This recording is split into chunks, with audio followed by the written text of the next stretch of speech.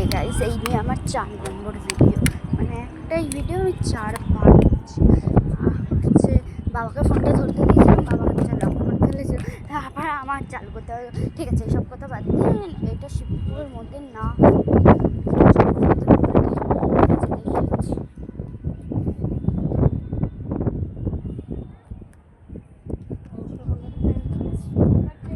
এই যে এটা আমার মা,